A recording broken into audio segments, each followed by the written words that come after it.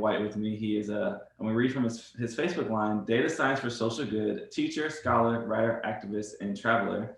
David and I met in Barcelona in the summer of 2013 I don't know if we met at Chapitos, but there's a picture somewhere deep dark in my Facebook of us at Chapitos. David has way less hair and I have hair. So there's a difference from several years ago. So David, thank you for sitting down for this interview with me. He's a professor and a doctor of mathematics, correct? Mm-hmm. And he is a professor at a college in Ohio. So David, how are you doing today? Doing very well. Yeah, thanks for giving me the opportunity to talk about the stuff I did this fall. Yeah, doing very well. I'm currently on sabbatical, so we finished teaching in November, and then we had final exams in December, and now I'm traveling again. But yeah, it's been pretty nice.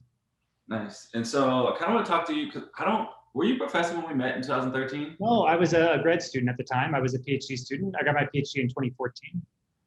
Okay, and so what led you to become a professor of mathematics specifically? Yeah, well, I mean, I always loved math. So, I mean, I was like, I remember in elementary school doing the math game with the other kids where we tried to sort of solve problems faster than the others, which turns out to be a terrible teaching strategy, but I didn't know that when I was 10 years old. And then, in high school, I was on the math team. And then in college, I was a math major. So I enjoyed math.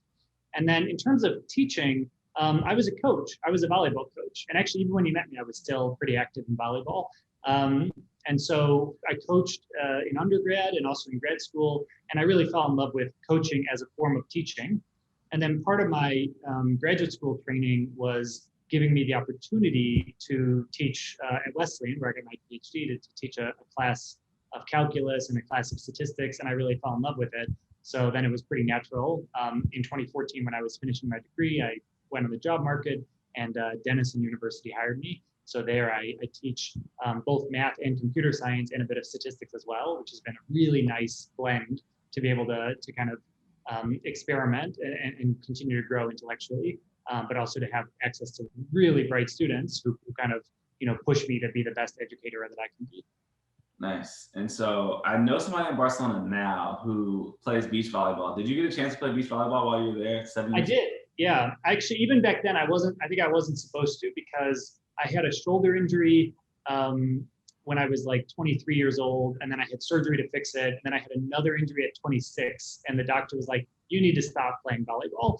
So then after that, I only played so that's basically when I started to go into traveling more. So Barcelona was maybe the second year of my traveling life when I would put my free time into travel.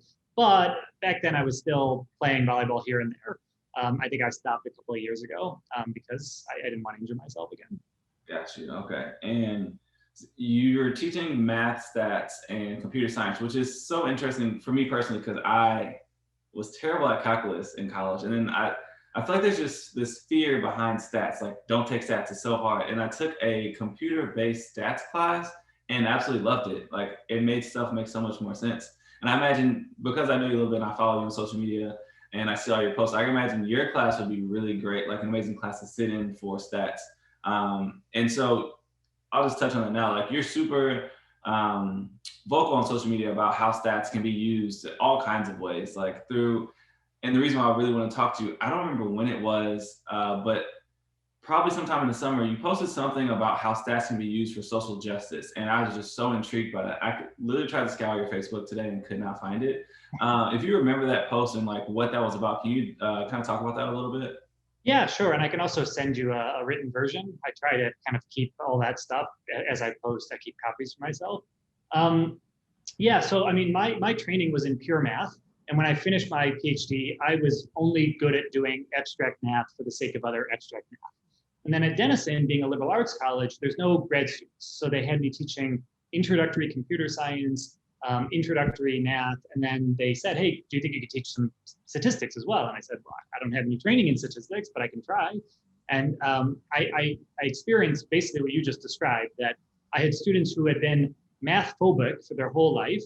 And the entire education system from essentially second grade until college is aimed towards calculus, right? That's why you learn pre-algebra, then you learn algebra, then algebra 1, geometry, algebra 2, pre-calculus, then calculus. It's all aiming towards calculus, we don't really learn statistical reasoning anywhere in the curriculum, except maybe we see some histograms in like 5th grade or something. But suddenly you take people into a stats class and it is a bit foreign to them. So they're not constrained by their previous bad experiences with math or their conception of whether or not this is going to be something that they're good at.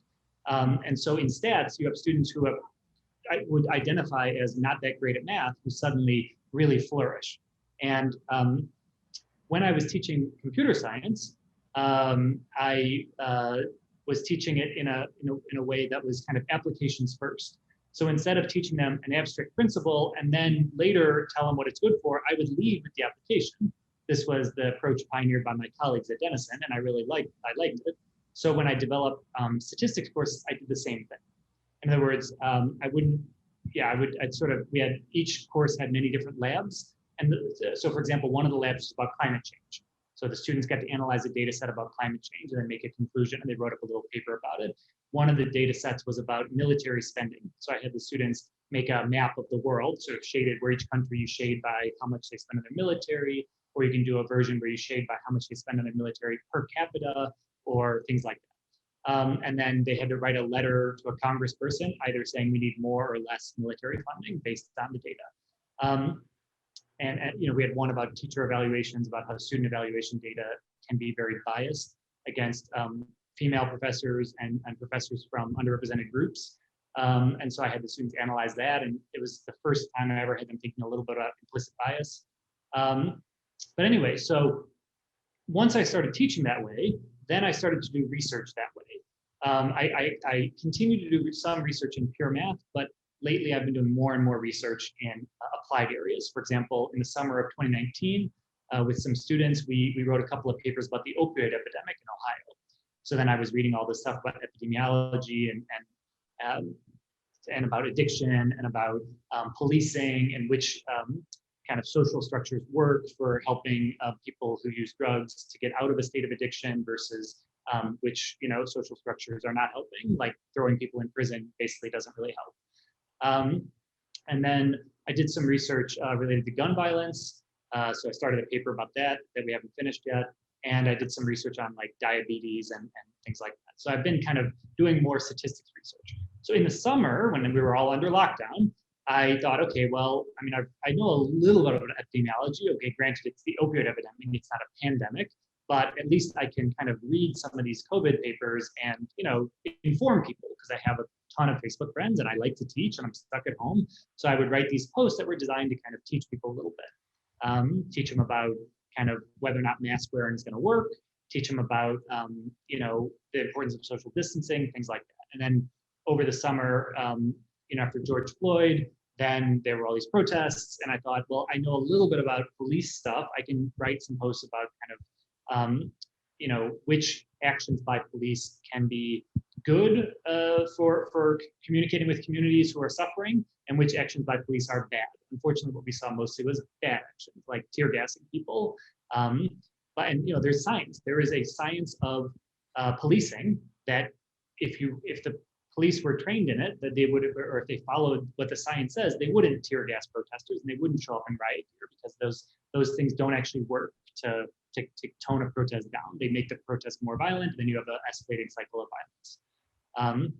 So anyway, let's see. So in the fall, I was doing more posts about my teaching. I got really interested in trauma-informed pedagogy, and at one moment it was a scholar strike. So this was back in probably end of August or early September. I can look up the date. And a bunch of academics said, we should all go on strike for a day. Let's go on strike. And so I got in touch with some of my WISE colleagues. We have a faculty reading group that meets by Zoom every week. And I said to them, what do you think? I mean, on the one hand, it's good to have sort of solidarity. We want to model for students what it means to be, an informed citizen of a democracy and to have principles. On the other hand, if we just cancel class, students are not going to get the message. So as a collective faculty, the group of us decided to do what's called a teach-in. So the notion of a teach-in goes back to the 60s at least, and probably earlier, but it was one of the parts of the civil rights movement where teachers and professors would actively devote a day of their schedule to a specific issue. And so in my case, I did a teach-in on Math and Stats for Social Justice, which is a course that I would love to develop one day. In fact, there are a couple of books now that are doing math for social justice coming out of like the Mathematical Association of America, and a professor in Pomona, California, Jizem Karali. She wrote a great book about this. So I'd like to do that, but I'm also interested in statistics for social justice because it's so, like I already mentioned, we have data on climate change, we have data on policing, we have data on systemic bias, right? Like the median family income for a white family versus a black family. And when students see that kind of inequality and inequity in the data, and then get to write something about it, like a paper or a letter to a congressperson, something like that, I think it gets the math across better. They'll better remember the mathematical concept, and it also kind of more in line with our mission as a university. So during this teach-in, I talked to them a bit about what I know about that, basically the example I've just given you, and kind of got them using Zoom breakout rooms to come up with their own examples of things where they've seen math or statistics and thought, oh, this is being used, to kind of push society in a positive direction. The long arc that bends towards justice. And so they got to write a bit about that and then share in their groups and share to the whole room. I think for me, what you're saying is like super helpful because like for me, as a student, it makes things make more sense when I know what it's being used for, how it can be applied to real life. I think that's super important that you're using that to help students understand math, because then that data set that they're learning about or writing a paper about then becomes like, I want to do that for a living because math is actually super important to me and I can like help the world while doing this. So I think it's great. Yeah. I didn't ask, are you teaching, not now, but last fall, were you teaching virtually, hybrid, in person? I was teaching a hybrid course. So, and I don't normally teach calculus because I teach a lot of computer science and statistics where we have the most demand. That's where students are always wanting more classes. But I actually wasn't supposed to be teaching at all. I was supposed to be on sabbatical the whole year, but because of social distancing, they had to lower the caps on each class, which meant that they had to offer more sections of all the classes to serve the same number of students. And so the department asked me to come back and teach in the fall, and I agreed. So I taught 3 sections of calculus. One of them was fully remote. I taught it at 6 a.m. my time because that was 7 p.m. in China and 8 p.m. in South Korea, but it was 3 p.m. or 3:30 p.m. in Pakistan and 4:30 p.m. in India. And so it was the only time of day that served all of our students who were trapped in Asia, couldn't get back because of COVID. And then I taught 2 sections that were hybrid that were started on campus at Denison, where maybe 90% of the students were present and the other 10% were in quarantine because maybe they'd had a positive test or an exposure or something like that. And so I always had to teach with the Blackboard, but also with a video on me and a Zoom thing open so that those students could ask questions and stuff. And after about 4 weeks of that, numbers were going up in Ohio and more students were getting quarantined. So it wasn't 90-10 anymore. It was like 80-20 or maybe even higher. So I thought, well, at this point, it would be better if we just all go remote. It's going to be easier for the students, it's going to be easier for me. It's going to be better from a public health perspective. We don't need to be fully in person anymore for the educational outcomes. Like the moment when it was most important to be, from my point of view, to be fully in person was the first 4 weeks, because that's the kind of critical time for, these were almost all incoming freshman students. And they just had to kind of build that sense of community, get to know other students in the class, get used to how the class was going to run. And then, once we pivoted it to Zoom, it went really well. So I didn't feel the need to kind of come back from Zoom back to the in-person. Nice. I was going to ask how was the transition, but it went well. So that's great. Unlike the spring where we didn't have a choice and it was just like, snap your fingers now. What I had done in the fall was I did like 1 Zoom day per week so that they already knew what a Zoom thing was like. They already worked out the bugs, things like that. So I kind of made it so that it would be easier to go.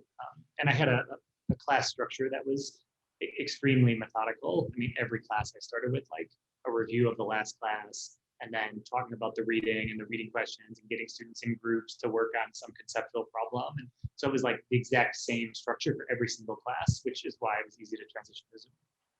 Yeah, and when you transitioned to fully remote, did you see engagement go down, or were students still engaged the way they were in person? It's a good question. At the beginning, I didn't see engagement go down at all. as it wore on, students got more fatigued. But that was seen by my colleagues in in-person classes as well, because we didn't have a Thanksgiving break and we didn't have a fall break. So it was just a straight 14-week March, because the university didn't want to send students away and then have them get sick and then come back. We didn't want that. As far as I know, these decisions are above my pay grade, right? But they told us no fall break and no spring, no fall break, no Thanksgiving break, also no spring break, but that doesn't affect me because I'm on sabbatical. But so the students were getting tired by the end. But I don't know, and a couple of students would show up and turn off their screens, which I allowed, generally speaking, because that's one of the principles of trauma-informed pedagogy, is give students more freedom to, more flexibility. But then I would assign them to breakout rooms and they wouldn't go to the breakout room because they're clearly not at their computer. So then I knew, okay, so-and-so wasn't there. And then I would reach out to them privately, maybe have a one-on-one meeting. And just that was enough to keep them engaged. So nobody fell off. And in the end of semester evaluation, students responded positively. They did not say, oh, it was terrible that we went to remote. They said this class was great and it was really like a smooth transition. And actually we learned even more with the remote stuff. So I didn't see a big drop in engagement, but I think I was lucky with some very tough, resilient students who put in a real strong effort. Nice. And I feel like through reading your post that you were saying that you had to be a little more flexible and like kind of meeting students where they were. Can you talk more about that and how that worked for you and like keeping students like learning the statistics and math and subjects you were teaching? Yeah. I mean, I think meet students where they are should be a mantra that every professor has tattooed on themselves somewhere, right? I mean, that's, it's not about you when you're the professor. It's about the students. You're there to teach them. So if they don't know something, I guess you have three choices. You could just say, well, sucks to be you. Sorry, you don't know that. Or you could be like, oh, shame on you that you don't know that. Or you could say, oh, okay, well, let me teach you that. And then I'll teach you the thing that I was going to teach today that relies on that earlier thing. So I think the only reasonable choice is the third choice. And, again, most of these students were first years, which means that last year they were in high school and they pivoted to remote, right? So anything that they would have normally learned after March, they maybe didn't learn because last year was terrible, right, in the spring. And so I did not assume that students knew things that normally we might assume or hope that they would know coming into their first college calculus class. And I think they appreciated that. I did a lot of, I figured, there's a few of them who haven't seen it. And if I ignore those students, then they're going to totally fall off. And there are others who have seen it, but they haven't seen it this way. So I would reintroduce concepts from high school math, but in an application-driven way. For example, one of the concepts that you would expect that students would know in a high school class is about a line. A line connects 2 points. If you give me 2 points, this point and this point, I can make the equation of the line between those points. That's a high school concept that we would not normally teach in a college class, but I wanted to teach it to make sure that they had it down. And I taught it using connection to linear regression, which is an interesting statistical concept. I also taught them about the log function and the exponential function, which again, definitely come up in Algebra 2 and pre-calculus in high school, but I taught them in the context of exponential growth of a pandemic and of a log function. Like if you apply the log, you can change an exponential to a linear. And so I showed them like news stories where they could see, kind of that exponential growth of cases, or where they could see putting it on a log scale and see the line instead. And we talked a little bit about like how to fit models to real world data, which is actually a really advanced topic that you would not normally teach first semester college students. But it fit really perfectly because essentially the way to fit the exponential growth pattern and decide, how many cases are we going to have next week? One thing you can look at is what's the doubling time. So right now we have, let's say, back when we were doing this, let's say there were 20,000 cases a day.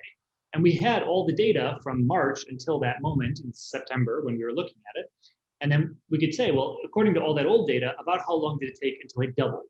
And then from that, we could forecast when are we going to have, not today we have 20,000, when are we going to have 40,000? And doing that is actually enough to fit the exponential growth curve. And it's a great way to bring in logarithms so that the students learn about logs because they have to make log transformations to do this.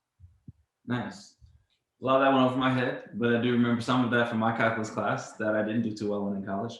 But one thing I do remember from college and stats was that, a lot of the sample sets or the data that's used or the way it's presented is kind of presented in a way to make things seem more um, exaggerated, I guess I would say.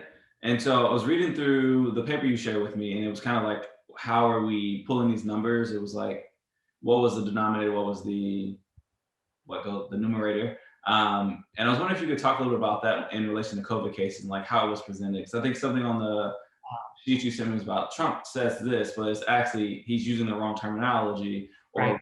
the numbers are saying this, but like what numbers are they using to get to this number? Yeah, so I created this over the summer, again, when I was in quarantine in Chicago. I created this document, a Google Doc called COVID Connection, and that's what I shared with you. And the idea here was every time I saw a news article and I thought, oh, there's math in that, I could teach that. Or even if I can't teach it in my math class, my colleague could teach it in stats, or my other colleague could teach it in computer science. Anytime that I saw a topic like that, I put it into this Google Doc. And then I shared it with my colleagues, the other professors, so that they could use it if they wanted to. So yeah, in terms of numerator and denominator, one of those things could have to do like, this comes in with the COVID data when you ask questions about like, I don't know, how fatal is COVID? That's one natural question. Okay, well, how do you measure fatality? Well, it's how many people have died divided by how many people have the virus, right? But it's not so simple because some of the people who currently have the virus are gonna die. So if you count them only in the denominator, you're basically implicitly assuming that they're all going to recover. What you really want is, the total number of deaths divided by the total number of people who had the virus. But the problem is, at the snapshot in history that you've got, some of the people who have the virus are going to end up dead. So that's one area where, you can easily find news stories that say like, oh, COVID's not that dangerous, it's only killing like 1% of people. And you're like, okay, but there's this logical fallacy. In that statement that has to do with how to read it. For me, I think much more important for students' lives is that they know how to read a news article and to be skeptical and to sort of say, wait a minute, that's fishy. Hold on, that bit right there, and not just to say I don't like this article because that's confirmation bias, but to specifically be able to say there's this problem with the mathematics or the statistics in that news article. I think that's much more important than whether or not they can compute an integral by hand. I mean, nowadays we have software that can do most of the things you learn in calculus. There's literally an app that you can download on your phone and you can point it at a calculus problem and it'll solve it for you. So why should I devote tons of time to teaching them how to do hard algebraic manipulations by hand of the sort that was being done 300 years ago, when I could instead spend that time talking about social justice or talking about how to read the news articles or COVID. So yeah, there were a whole lot of COVID connections. One was the thing you just said about sort of numerator and denominator. Another one was indeed about President Trump. So there were these tweets where he was saying, America has more cases because we have more testing, and he kept saying that. And then, I mean, that's a statement. It's either true or false, right? America has more cases because we have more testing. But he went beyond that, and he said, if we did twice as much testing, we'd have twice as many cases. And if we did half as much testing, we'd have half as many cases, which is actually essentially arguing that there should be a linear relationship between the number of tests and the number of cases. So I said to students, well, let's look into that. We learned a bit about the test positivity rate, and we looked at the data from many countries, not just the US, but lots of different countries to see if you make a scatter plot, I'll do it up here with my fingers, where the x-axis is like the number of tests and the y-axis is the number of cases detected, because that's all you can ever know, right? I mean, we don't ever know the true number of cases because there's a bunch of people who have it who we never tested. But all you can do is, tests conducted versus cases detected. Is it a line? And it turns out it's not a line. That's not the right curve. So it was nice to sort of show students that so that they could, read that and then be a little bit skeptical about it. It's a lot of those. I actually backpedaled from that. I always, oh, you still there? I'll come back. Okay. Webcam, there you go. So one thing that Denison does a lot, and I think it's a great idea, is mid-semester evaluations.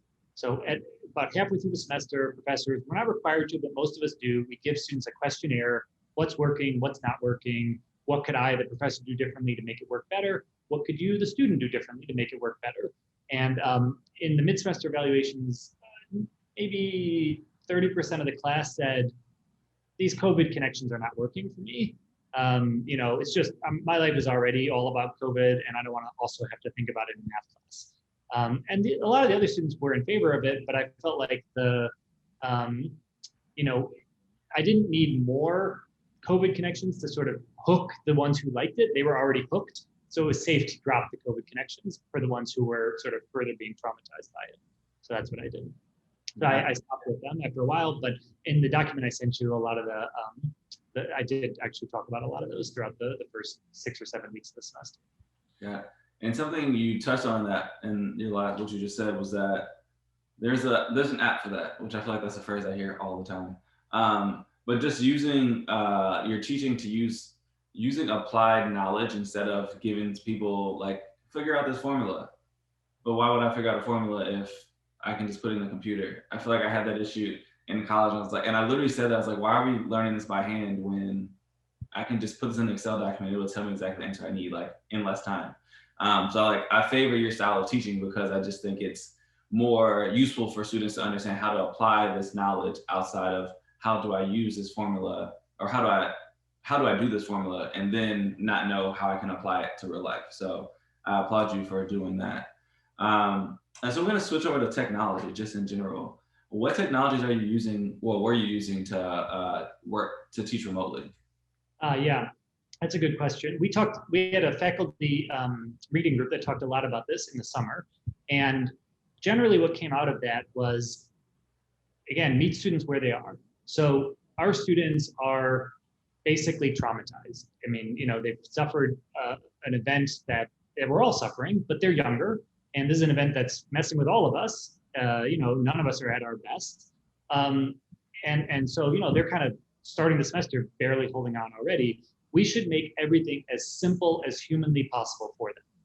So if possible, instead of having the required information located in 5 different spots, and they have to check, my personal web page, and they have to check the paper syllabus that I handed them that isn't online anywhere, and they have to check Notebowl, which is our course management system where their grades are located, and they also have to check the online homework system, and they also have to check some random, this is not a good system. So instead, I put everything in a Google Doc. That was as simple as I could do it. It's a Google Doc. Everybody had the link. I told them, put it on your favorites list, save this link in a place where you can easily access it from any device. And then in that Google Doc, which I also shared with you, it's called the daily plan. And the daily plan just has essentially, one paragraph for each day. It says the date. So this is, this is the date that the class is happening. This is the topic. Here's what you have to read before class. Here's what you have to watch before class, because I was doing videos as well, so that I could, I didn't think that lecturing over Zoom would be very effective. So instead I would do the videos first, so that they could already see the video, and then I could use class time a little bit more for them to ask questions or to work on problems in groups. And then, so what do you have to read before class? What do you have to watch before class? What do you have to do before class? And what's due this day? And all my due dates were sort of at the end of the day. So what's due would often be the homework from the last class would be due like that night.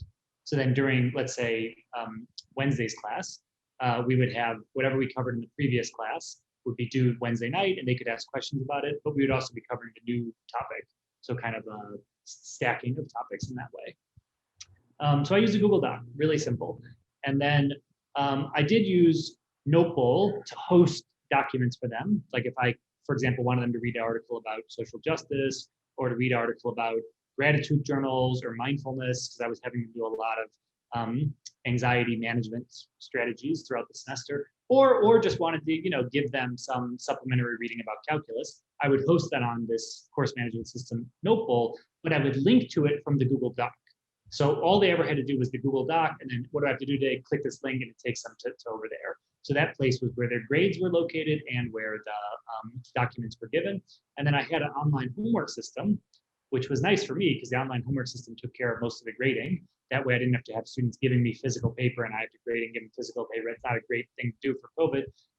So instead, the online homework system, but again, it was always linked to from the Google Docs. So they would just click the link and then it would say, here you go, here are your 5 problems for today.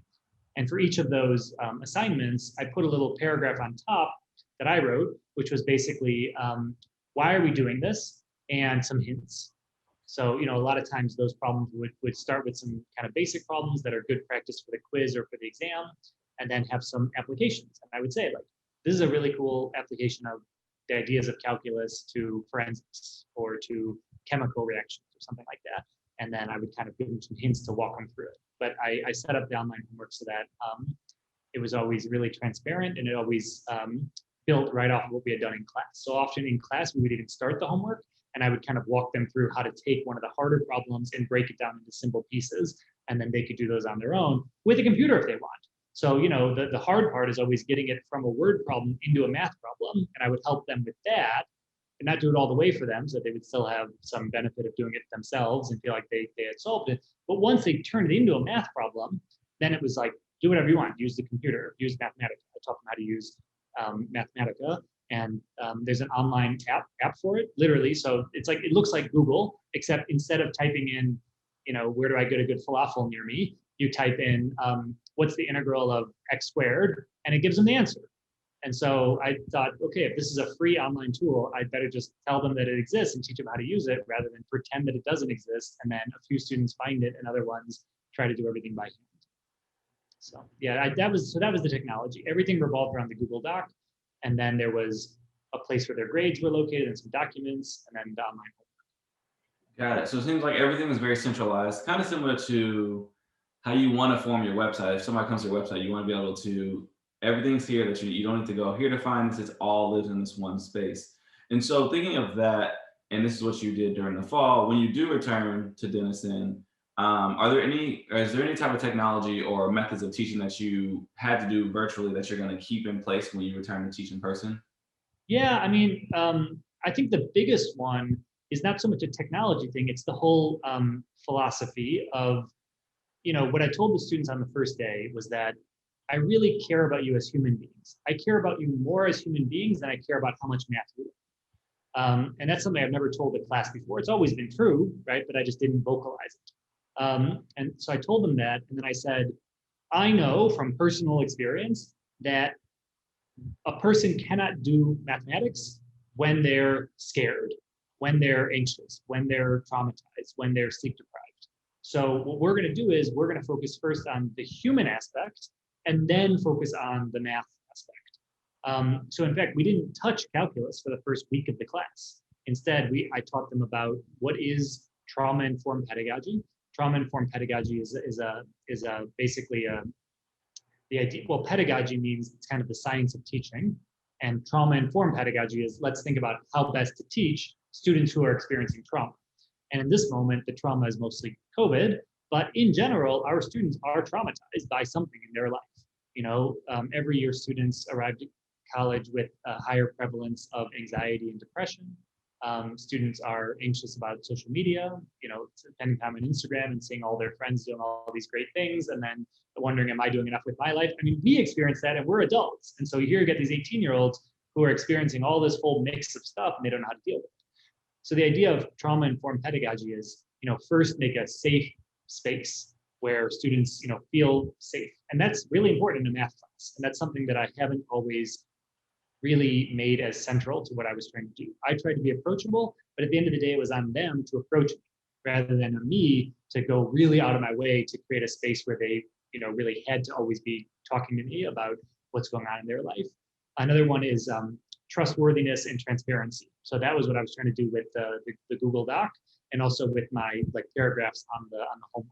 This is why I'm asking you this question, and it's going to come up again on the final exam or something like that. So I was being totally transparent and trustworthy. I wasn't giving them any trick questions. Support and connection. So making sure that the students always feel supported and that they have a sense of connection, not just to me, but to their peers. We've always done group work, but now I did beyond just hey, make some friends and do math with them. I said, work with, today we're going to talk about gratitude journals. I want you to go with these other 3 students and share 3 things that you're grateful for. And they would do that. And then, then they would share to the whole group something that somebody else said that really struck them and resonated with them. So that way students could keep their anonymity, but also it showed students were listening to each other. So they were building that sense of connection. They felt like we were all part of a team. Collaboration and mutuality, empowerment, voice, and choice. So giving students as much power as possible to choose what they were going to do in the class, and to give them a chance and a voice, to get them really speaking up, not just about the math stuff, but about their own lived experience. And then, resilience, growth, and change. So I had a whole lot about teaching students about what it means to be resilient and getting them to share stories about times they've had a bad thing happen to them and then they've bounced back, that they've overcome it, that it wasn't the end of the world, and getting them kind of journaling, reflective journaling, thinking about the future, visualizing what life's going to be like when we're all back to normal. So all of that has nothing to do with calculus, but I taught it anyway because I really felt like if I can just lay the right foundation, then we can get into the calculus, and they're going to have, for sure, with 70 students or whatever, somebody is going to have at some moment a bad thing happen to them, and I want them to have some concrete strategies they can fall back on so that they don't completely fall out of the course. So basically, that was the that idea is something that I will take forward in future classes that I teach. I'm going to continue to teach with a trauma-informed lens, even when the pandemic is over, and teach students, how to kind of think holistically about the class and about themselves, and focus on their own mental health, on their own anxiety management techniques, because math is anxiety-inducing for a lot of people. But if I teach them about how to manage that anxiety, test-taking strategies, things like that, then they're better situated, and it kind of levels the playing field. And then also teach them time management. We had an entire day on time management because the students were saying they were overwhelmed by their email. And I said, oh, adults have dealt with that. Like everybody at some point felt overwhelmed by their email. And some of us figured out a system to not feel overwhelmed. And I'll just come up with a reading and teach you a system that you can use, or share what I do, or get you to come up with your own. And again, the idea was give them choice, empower them, get them sharing with each other. And they came up with things that some of those ideas I thought were kind of crazy. But some they came up with their own ideas for how to manage all their emails, and then they shared with each other. And so students could kind of take from their colleagues and their peers what they learned. So that's something that I'll take forward.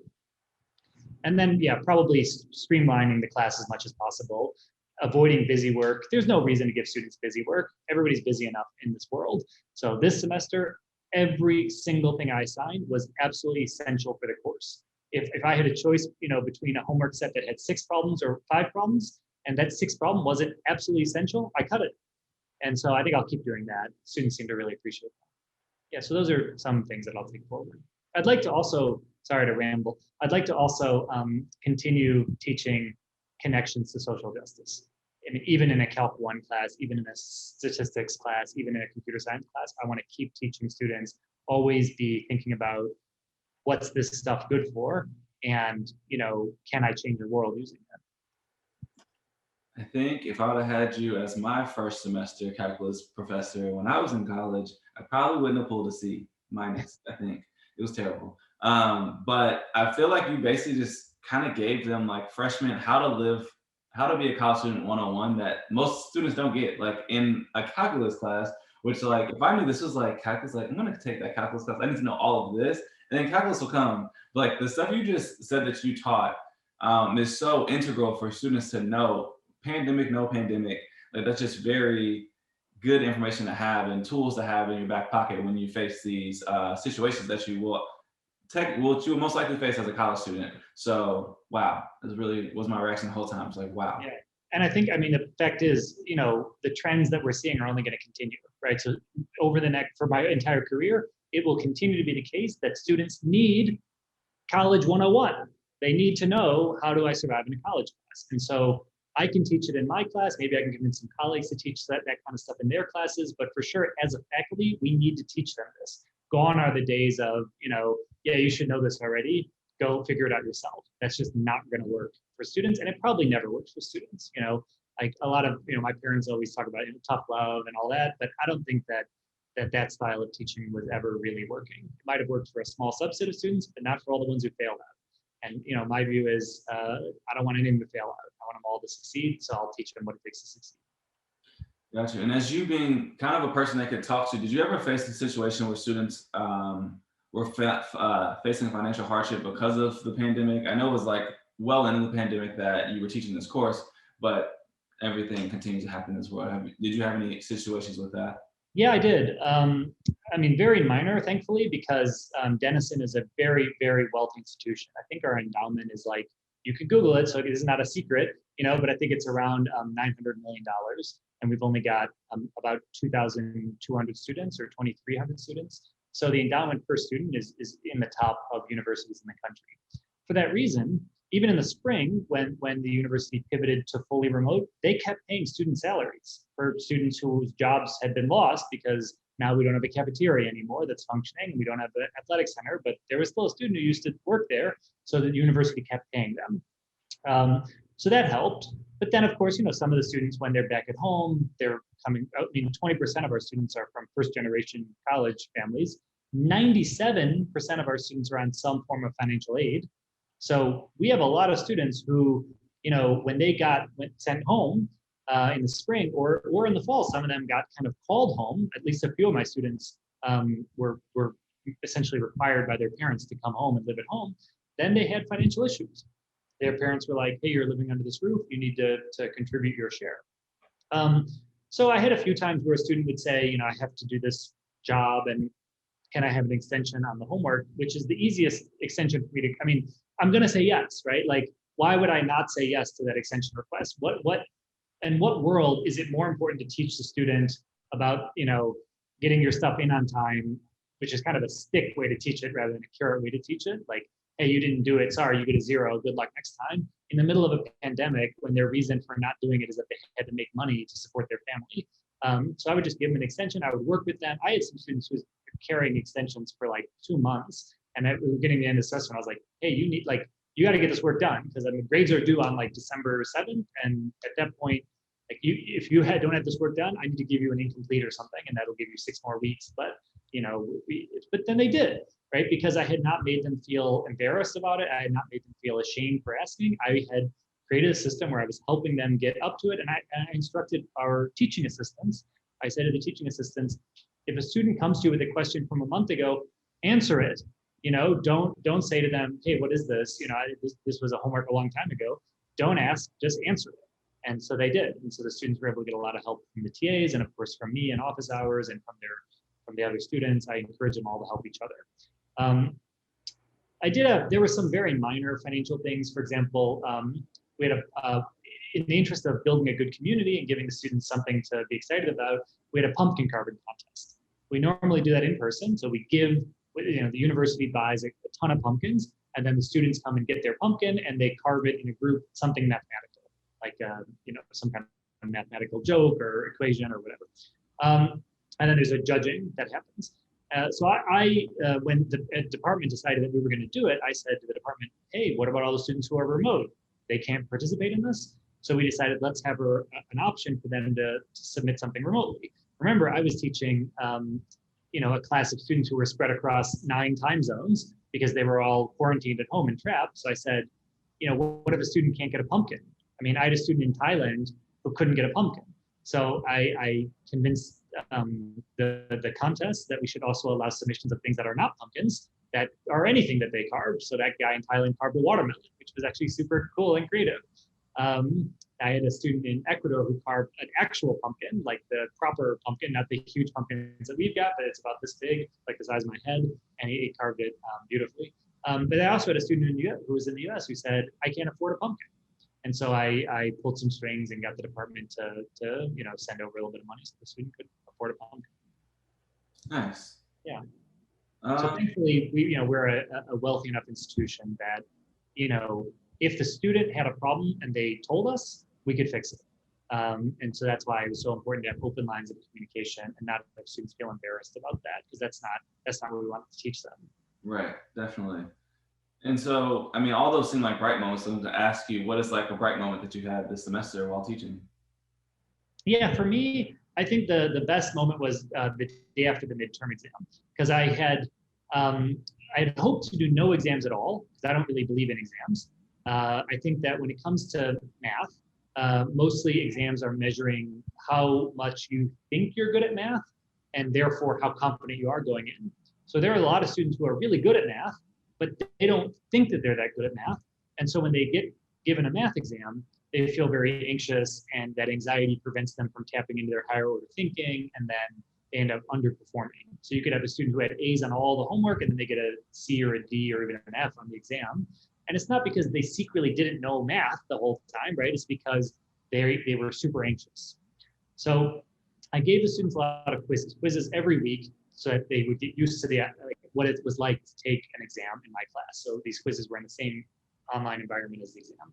And then the entire week before the midterm exam, we did drills, we drilled problems, we talked about anxiety management, we talked about time management, we talked about how do you pick which problems to solve first on the exam. It's going to be in a random order. If you like true false, maybe you want to do all the true false first, maybe you want to leave those till the end. Talked about how best to study. For example, I told them my own strategies of, take the entire book, take all the notes, and make a study guide. Distill everything down to just a study guide, and then use that, like make the study guide, smaller and smaller and smaller until it's just like one page, like a one-page cheat sheet, which I then allowed them to use.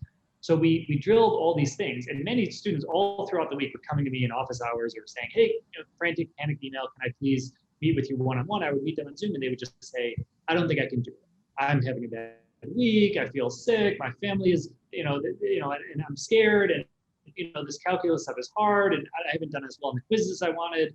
The average on the quizzes, by the way, was like 82%, which is quite good for a quiz average. But they were thinking, it's a B instead of an A. So, I had students who were really, really anxious about it. And I just tried to stay calm and project to them, it's going to be okay. You're a good student. Just follow these strategies. You're going to be fine. And I wrote the midterm, and it was a hard midterm. It was 40 calculus questions in 2 hours, I think, or 1 hour. It was 40 problems in 1 hour, I think. So really a hard exam.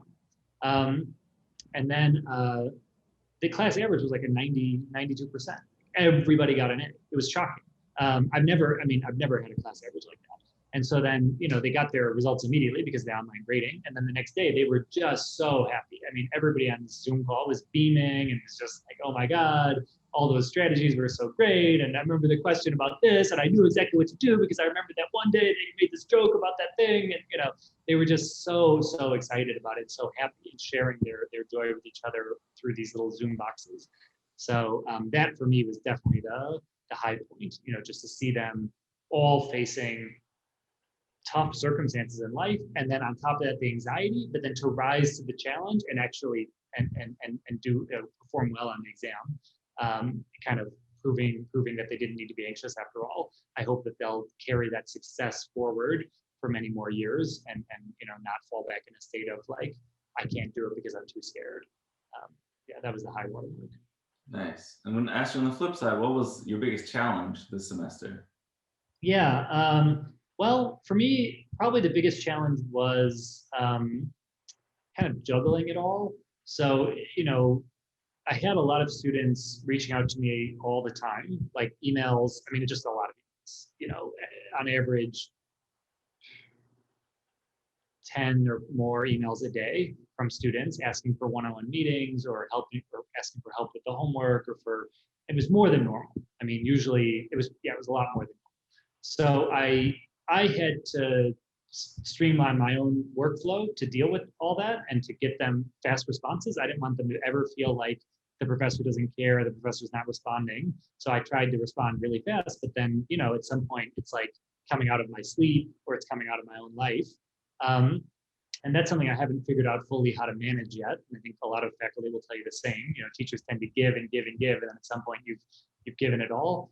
But I did manage to keep up with it, and I tried to create other support systems for them so that they could also ask other students and not feel embarrassed about that, or ask the teaching assistants. So I really pushed them in the direction of asking the teaching assistants as much as possible. And then I had a lot of Zoom meetings with students that essentially boiled down to hand-holding in some sense, right? Like they basically wanted an adult to listen to them and to say, everything's gonna be okay. And so I did that over and over again, but I am not a trained therapist. And so this was not normal for me. And I'm not even a very patient or warm person in general. So I had to project more patience, warmth, and compassion than I've ever had to project before. But I managed to do it without burning out or without suffering compassion fatigue or a mental breakdown of my own. And I feel like if I could do it this semester, I could do it in other semesters where there will be presumably less of the therapy aspects because there won't be a pandemic, we can hope.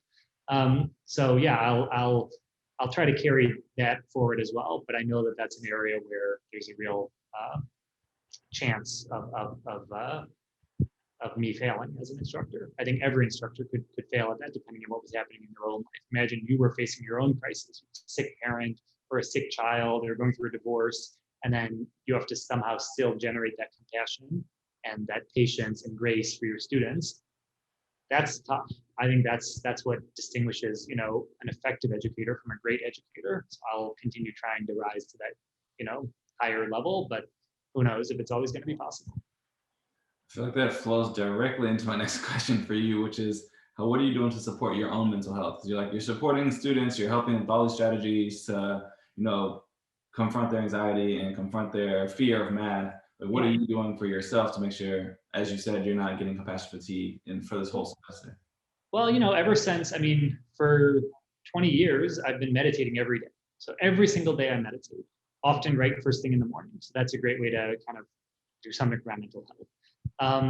When it was warm and I was in Chicago, every day I went for a bike ride, usually at sunset.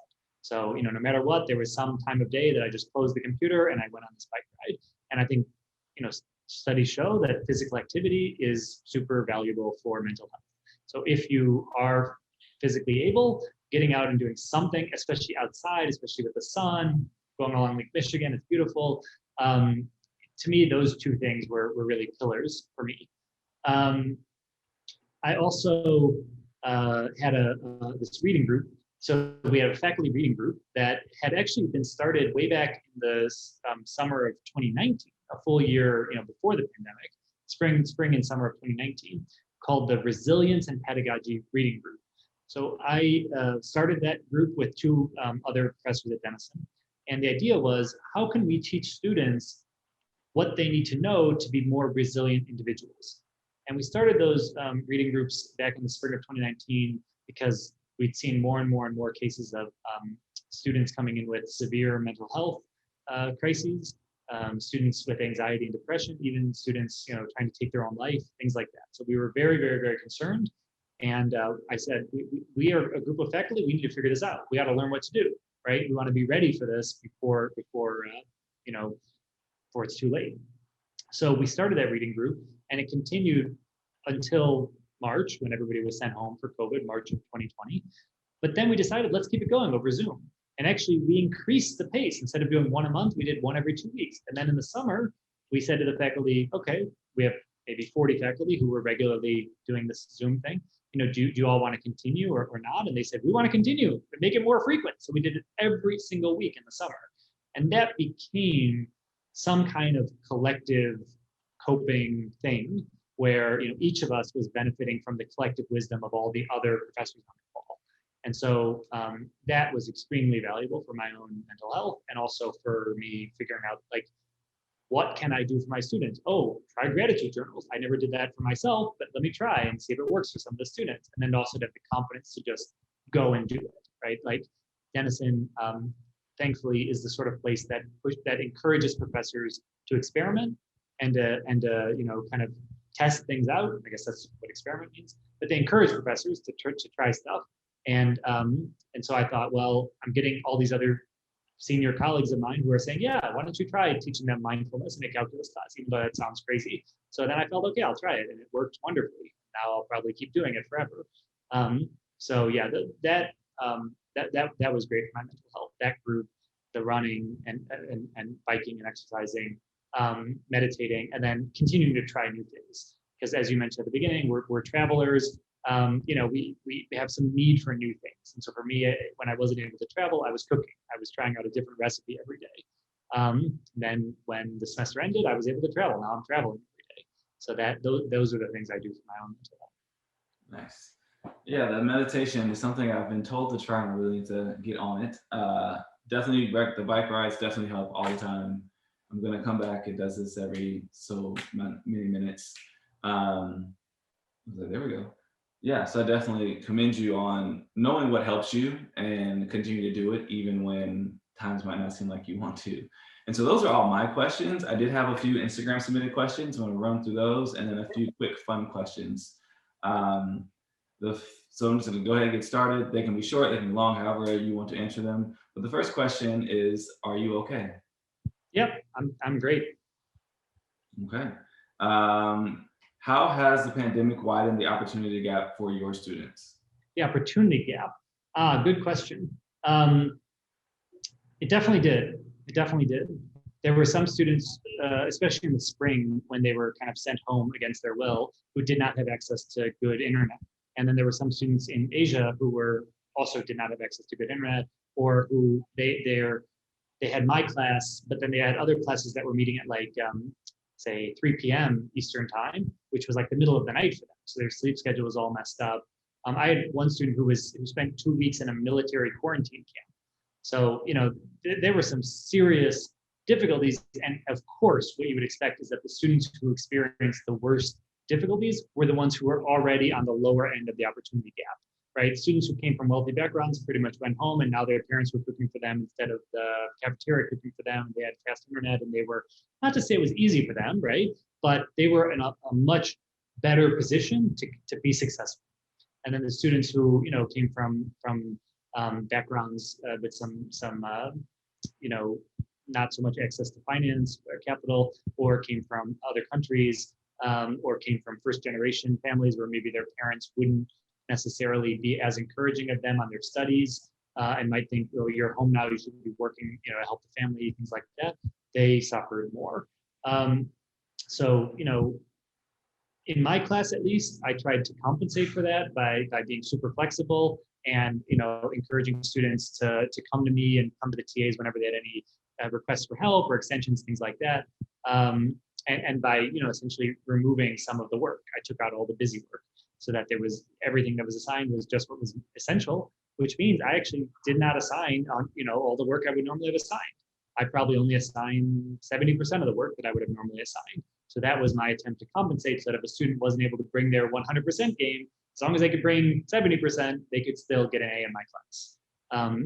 That's, but it's just because I cut out the non-essential assignments. Nice.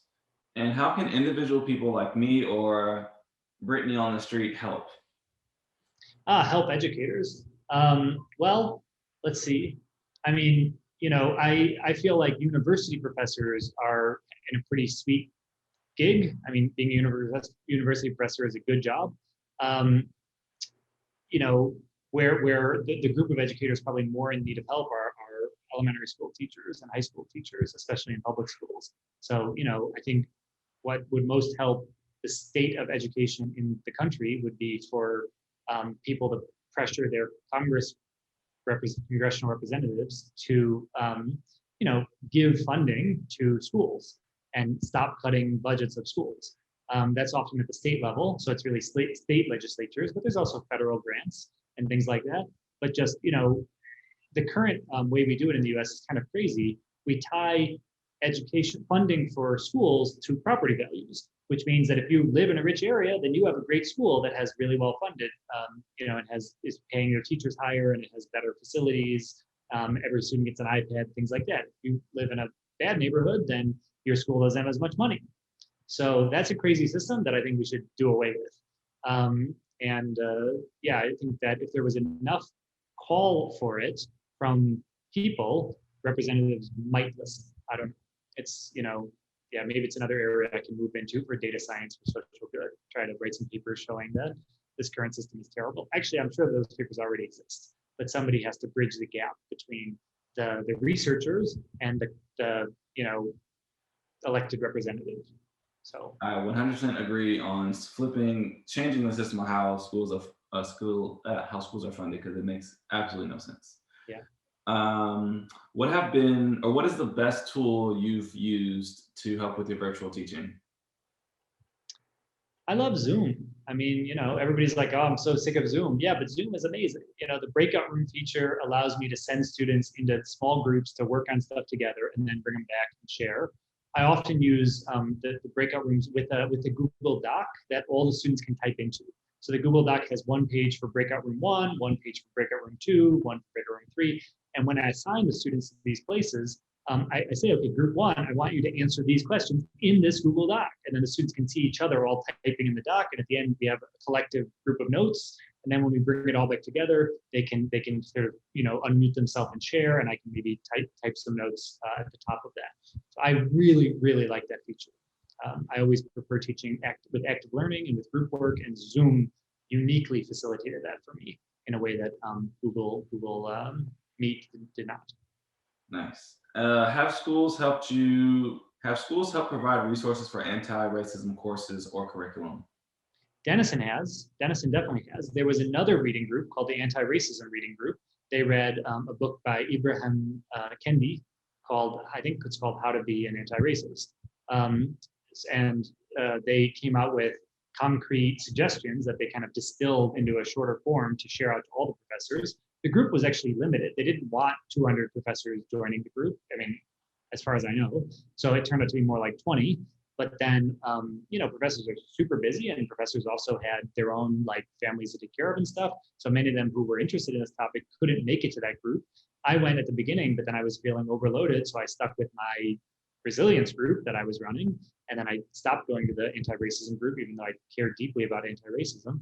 But luckily, they produced a set of things that they gave us. And in fact, I think I consulted with that group when I did my teach-in on social justice math. I went to them and said, I never did a teach-in before. How do I do it? And I've never taught a class where, I teach math. Like a student's lived experience doesn't appear to be relevant. I mean, it certainly is relevant, but it's not something I ever ask students to share a personal story. I don't know how to have that conversation, how to run a conversation about race. I teach math. So they came and, kind of helped me to give me some guidelines for how to run those conversations at a very, preschool level, for me, super baby level. I've never done this before, but how can I do this and not have it blow up? And it worked pretty well. So I hopefully will build on that. But yeah, there are a lot of resources from our university in that direction. Have you needed to relocate from your home to virtually teach in a lower cost geography? Oh, have I needed to relocate? Mm-hmm. No, I did not. I went from Ohio to Chicago, where my family lives, so that I could be teaching remotely and taking care of my mom, who needed a bit of care. And then at the end of the semester, I did relocate. Now I'm in Mexico, which is definitely lower cost, but I didn't do it for financial reasons. I just did it because it's warm here and it's winter in Chicago. So no, I didn't have to. But I think, again, this is an area where maybe college professors are privileged because we have a better salary. High school teachers are horribly underpaid, and elementary school teachers even worse. I agree. Do you feel that your health was disregarded when you went back into the classroom? I did not. So luckily, again, Denison, really cares a lot about its students and its faculty. And so I think that, we're not we're not a high school or an elementary school where maybe the faculty are viewed as expendable. The faculty are viewed as essential. We're not a big, huge research institution either. We're a liberal arts college. So what the university did was they said, we care about each of you faculty as an individual human being. We want you to come back and teach in person because we think that that's what's best for students. But if you can't, then don't come back and teach remotely, and it will not be held against you. They made a promise that decision, which is often not a decision, it's mandated by circumstances, that would not be held against a faculty member in a future review. And that's also why I was able to go and pivot to remote after the 4th week without fear of reprisal or anything like that. So, but that was lucky. I think a lot of educators were not in the same position. And a lot of my colleagues did in fact choose to teach remotely the entire semester because they themselves were in an at-risk category or they were caring for a parent who was in an at-risk category. I was lucky that my mother was in Chicago, so my siblings could take care of her when I was in Ohio, and then when I went back to Chicago, I could kind of resume taking care of her. So I'd never had to put her at risk for the sake of my students. Nice. And the last Instagram submitted question: what has been the upside of online learning that couldn't happen in the school setting? That's an interesting question.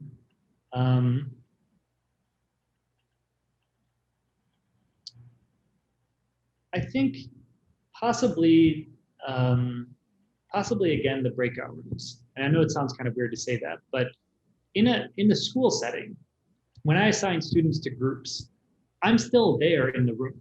And there are other groups who can still overhear them. And I think that affects their willingness to really speak frankly. Whereas in the Zoom breakout rooms, it's just them. There's no record of it. And so I think it actually generated a little bit more honesty from students in those settings. At least once they felt comfortable with each other, they could say like, I had no idea how to solve this problem, and not worry that somehow I was going to overhear that. Or, you know, for the ones about social justice, they were more willing to share their own lived experience, where maybe they wouldn't in a room with 30 people and a professor who's sort of walking around hovering over the different groups. So that was something that I don't think could have happened in a physical classroom, and I would like to continue making it happen. I don't know how to. So yeah, that's an area for growth. All right, and these next questions, one word answers or short answers. What was your favorite subject in school? Well, we already answered this, but yeah. Your favorite restaurant in Chicago? La Crêperie.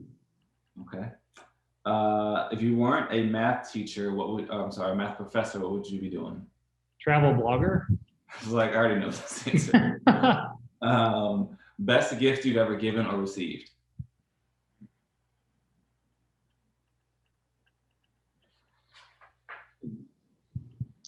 Well, I think the best gift I've ever given is I gave my mom a trip to Cuba.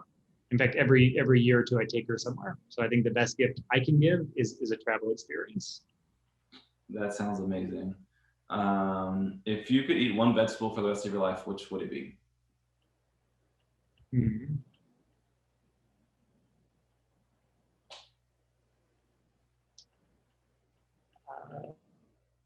I guess carrots. Really? Carrots are a vegetable, right? Every person today has said carrot. Although the people who listen won't know which interview came with, but just know so far 3 carrots all came today. Is a potato? Maybe it's because you have an orange carrot. Maybe I'm just giving you all carrot ideas. We could have said that leads to my next question: is a potato a vegetable or not? Oh, I think a potato is a vegetable. I mean, I think so. I'll say yes. Okay, because I was like, you could have said sweet potato, but nevertheless. Most extreme, no. Pineapple on pizza, yes or no? For me, no. Most extreme thing you've ever done?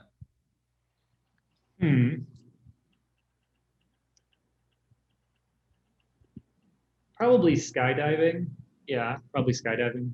There's another sport called zorbing that only exists in New Zealand, where they put you in a giant hamster ball at the top of a hill, and then they put some water in it and they push you down the hill. It's pretty weird. It's not that extreme in the end. Skydiving is probably more extreme, but zorbing might be a more fun answer. So you have to like not drown while you're rolling down this hill in a ball? It's not that much water. It's just enough so that you don't like get a burn from the ball. You just have to bounce around and try not to break anything in this sort of cushion ball. I feel like I've seen it, but I didn't realize it only happened in New Zealand. Did you skydive in New Zealand as well, or? It did also skydive in New Zealand, yeah. Got it, okay. Any mantra that you live by?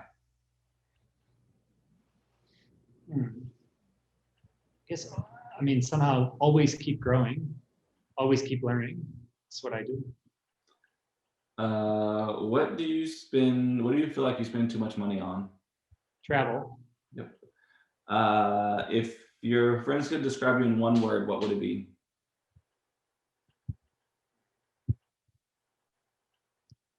They probably would say something like driven or intense, which is maybe not a great thing, but that's what I give off. If you could recommend a book, podcast, TV series, or movie, what would it be?